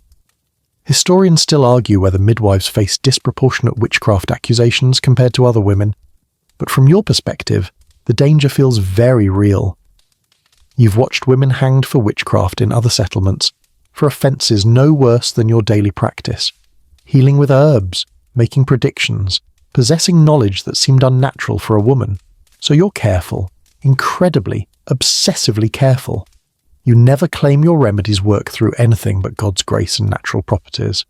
When a hemorrhaging mother survives after you give her ergot, you thank the Lord loudly and publicly, never suggesting that your knowledge or skill had anything to do with it. You avoid making predictions. When a family asks whether you think the baby will survive, you deflect, God willing, or we can only pray, or I've seen worse cases recover. Never a confident prediction that could be remembered and held against you if you're wrong. You're scrupulous about your Christianity. You attend services regularly. You pray audibly during births. You baptize dying infants exactly as the church prescribes. You let everyone see that you're a good, pious, properly submissive Christian woman who just happens to have medical knowledge. And you hide the folk practices that might raise eyebrows. You arrive home from the Carter delivery exhausted but satisfied. Mother alive, baby healthy, both likely to survive. These are the births that keep you going. The ones that remind you why you chose this brutal profession in the first place. But for every Mary Carter who survives, there's a mother who doesn't. For every healthy baby who cries lustily in your arms, there's a silent one who never draws breath. The grief accumulates like stones in your chest, each loss adding weight, until some days you can barely breathe under the burden of all the deaths you've witnessed. You keep a mental catalogue of them, though you wish you didn't. The faces blur together sometimes. So many women, so many babies, but certain losses remain sharp and clear, permanently etched into your memory like scars. Elizabeth Hammond, age 19, dead from hemorrhage 3 hours after delivering her first child. You gave her ergot. You massaged her uterus. You packed her vagina with cloths and applied pressure, and prayed desperately while her life drained away in gushes of bright red blood. The baby survived. The husband remarried within 6 months. Elizabeth is buried in the churchyard under a stone that calls her a beloved wife, but doesn't mention she died screaming your name, begging you to save her. You couldn't. The Whitmore twins, born 2 months early, so small they fit in your palms together. You wrapped them in warmed cloths and tried desperately to get them to breathe, but their lungs weren't ready for the world. They struggled for 3 hours, making tiny gasping sounds that grew weaker and weaker until silence. Their mother survived physically, but something broke in her eyes that never healed. Little Thomas Prescott, born with the cord wrapped so tightly around his neck that his face was purple-black. You cut the cord immediately, cleared his airway, rubbed his chest, breathed into his tiny mouth. Nothing worked. He was already gone, strangled before he could even begin life. His mother still crosses to the other side of the street when she sees you, as if your presence reminds her too sharply of that loss. Sarah Martin, who laboured for 3 days with a baby positioned so badly it couldn't descend. By the time you realised surgical intervention was needed, not that you could provide it, she was too weak and fevered to survive. The baby died inside her. You had to extract it piece by piece using your hooks and knives, a nightmare procedure that haunts you still. Sarah died 2 hours after the extraction, whispering her other children's names. The frequency of death is what wears you down, not the occasional tragedy. You could steel yourself against rare catastrophe, but the relentless regularity of it. Historians still argue about exact colonial mortality rates, but you can confirm from grim experience that roughly 1 in 5 mothers you attend will die within a year of delivery, and nearly 1 in 3 babies won't survive to their first birthday. Sometimes they die at birth, sometimes days later from mysterious fevers or seizures, sometimes weeks later from accidents or infections or causes you can't identify. You deliver a healthy infant, celebrate with the family, and then attend the tiny funeral a month later. The cumulative weight of these deaths would crush you if you let it. So you've learned not to let it. You mourn quickly and shallowly. When a mother dies, you allow yourself one night to weep about it, and then you lock that grief away in the mental vault where you keep all the other losses. You attend the funeral with appropriate solemnity. You offer condolences to the family, and then you move on. You have to move on. Because there's always another pregnant woman, another impending delivery, another family depending on you to bring them safely through. If you let yourself fully feel the grief of every death you've witnessed, you'd collapse under it and become useless to the living. This emotional compartmentalization makes you seem cold sometimes. You've heard the whispers, that Goodwife Midwife doesn't feel things the way normal women do, that delivering so many babies has hardened her heart, that she's grown callous from constant exposure to death. They're not entirely wrong. You have hardened. You've had to. But late at night, when you can't sleep, the faces come back. All those mothers who trusted you to save them and died anyway. All those babies who never got to grow up. The weight of them presses down on your chest and makes breathing difficult, and you lie in the darkness wondering if you could have done something different, made some other choice, somehow prevented even one of those deaths. Your husband finds you like this sometimes, curled on your side, tears running silently down your face at 3 a.m. "Another nightmare?" he asks gently. "No," you whisper, "just remembering." He doesn't ask what you're remembering. He knows. He wraps his arms around you and holds you until the wave of grief passes and you can breathe normally again. The emotional toll affects your family more than you'd like to admit. Your children have grown up with a mother who's frequently absent, often exhausted, and emotionally distant in ways they don't fully understand. You try to be present for them, try to attend to their childish concerns and celebrate their small victories. But part of you is always elsewhere, always thinking about the next delivery, always braced for the next disaster. Your husband wakes when you finally stumble through the door, though he pretends not to notice the hour or the state of your clothing. He's been through this routine enough times to know better than to ask unnecessary questions. "Mother and baby?" he asks simply, keeping his voice low so as not to wake the children sleeping in the loft above. "Both alive," you confirm, setting down the chicken and corn. "The Carter girl had her baby, a daughter." He nods, rising from the bed to stoke the fire. This is the life he married into 15 years ago, though you suspect he didn't fully understand what it would mean. What man does, really, when he takes a midwife for a wife? Your children wake as morning light fills the cottage. They're used to finding you gone, used to their father serving breakfast alone, used to a mother whose work takes priority over everything else, including them. Your eldest daughter Anne is 13 now, old enough to understand what you do, old enough to resent it sometimes. She moves around the cottage with practiced efficiency, helping her younger siblings prepare for the day while barely acknowledging your presence. You've been gone all night attending someone else's family while she managed yours.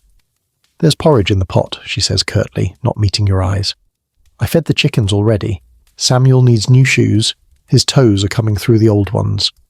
You notice she doesn't ask about the delivery, doesn't inquire whether you're tired or hungry or need anything. She's learned not to expect much from you, and that knowledge sits heavy in your chest. Your son, Samuel, is 10 and more forgiving. He rushes to show you a carved wooden horse he's been working on with his father.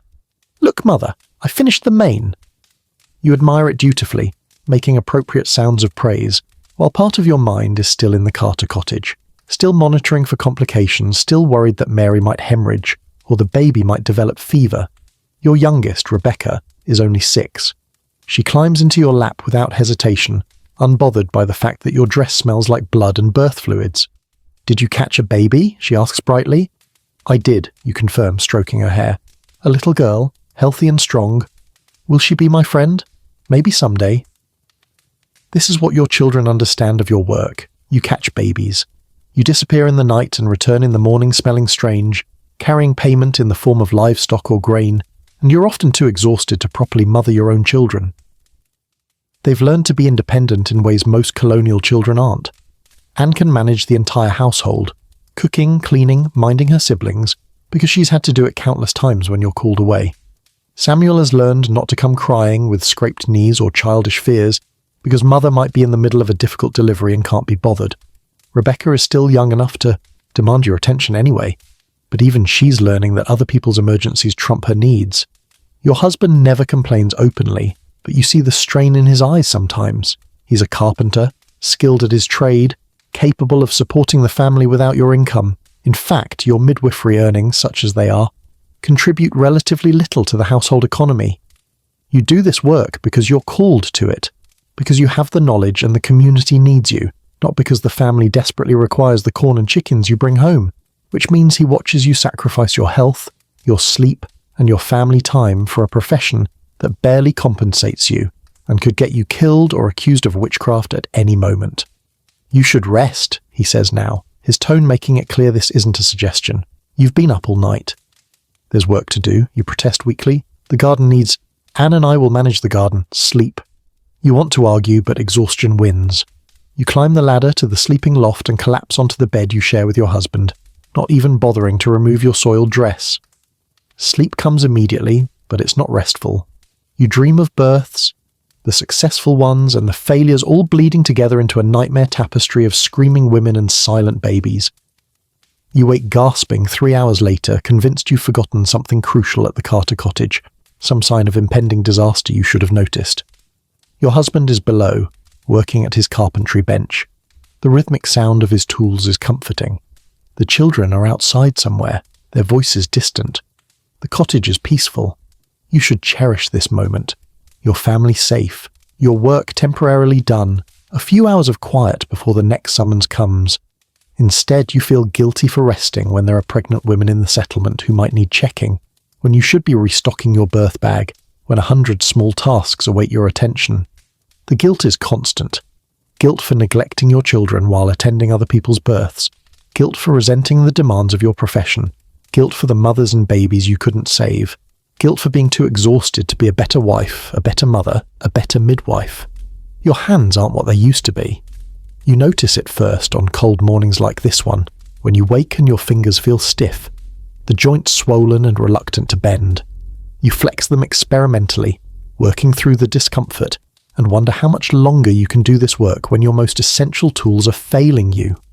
You're not old, not by the standards of those lucky enough to reach old age in colonial America, but 15 years of midwifery have taken their toll. Your back aches constantly from all those hours bent over labouring women. Your knees protest when you kneel on hard floors. Your eyes strain in dim firelight, making it harder to see what you're doing during those crucial moments of delivery. And your hands. God, your hands. They're still capable, still skilled, but the arthritis is creeping in like an unwelcome visitor who's decided to stay. Some mornings you can barely grip your scissors. The fine motor control required for delicate stitching becomes harder each year. You've started soaking your hands in warm water before difficult procedures, trying to coax flexibility back into joints that increasingly refuse to cooperate. You're 42 years old, and you're already contemplating the end of your practice. The question that haunts you isn't when you'll stop. That decision will likely be made by your body rather than your will. But who will replace you? Who will inherit this knowledge you've spent 15 years accumulating?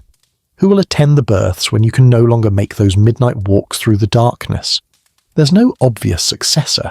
Your daughter Anne shows no interest in midwifery whatsoever. In fact, she seems actively repelled by the idea of following in your footsteps. Can you blame her? She's watched you sacrifice everything for this profession. She's seen you come home exhausted and bloodied. She's heard you weep over the ones you couldn't save. I'm going to marry a merchant, Anne announced last year with teenage certainty. I'm going to live in a proper town where I can buy bread instead of baking it and never have to deliver anyone's baby. You hope she gets that life. Truly you do. But her refusal to learn midwifery means your knowledge will die with you unless you find another apprentice. And finding a suitable girl is harder than you'd expect. The young women in the settlement either lack the temperament for this brutal work or lack the opportunity to learn. Training a midwife takes years of hands-on experience, countless births attended alongside an experienced teacher. Most families can't spare their daughters for that kind of extended apprenticeship, especially when there's no guarantee of adequate compensation afterward. You've approached a few possibilities. Goodwife Miller's daughter, Sarah, who's 20 and intelligent and showed some interest. But then Sarah married and moved to a settlement 30 miles away, taking any potential training with her. The Prescott girl, Mary, who actually sought you out asking to learn. But her father forbade it, declaring that midwifery was too dangerous and improper for his daughter. Better she should marry young and focus on her own children rather than risk herself for others.